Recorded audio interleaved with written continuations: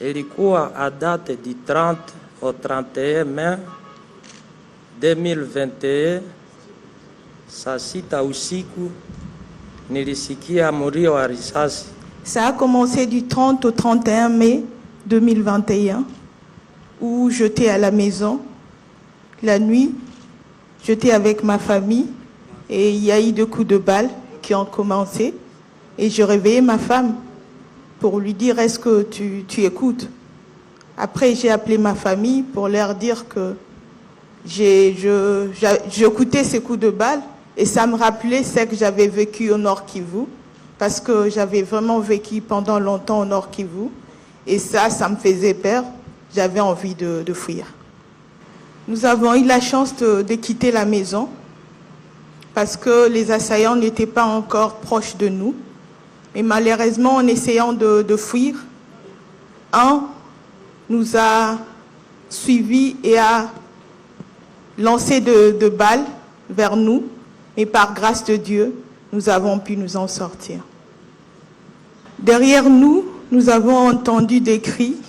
Mon frère qui était dans sa maison a crié, disant qu'il était en train de mourir. Mon cousin qui était juste à côté, avec ses enfants, ont commencé à crier. Et après quelques minutes, on ne sentait plus les cris. Derrière nous, on ne voyait que le feu. Les maisons étaient tous en feu. Il y a eu un silence de mort.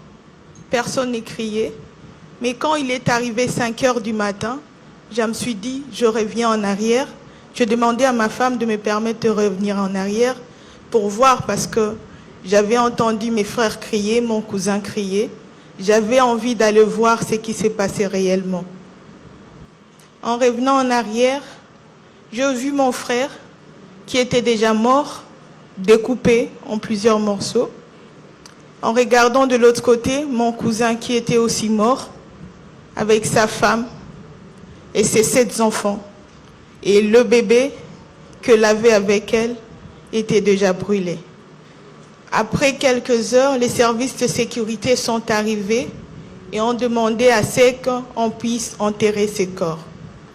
17 corps ont été enterrés dans une fosse commune, tous ensemble.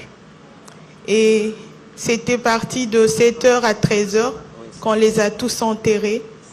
Et après, on a été obligés de partir de cette zone-là.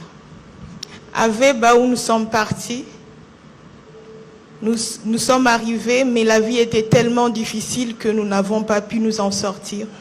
Nous avons été obligés de revenir dans notre village parce que c'était dur pour nous de vivre là-bas.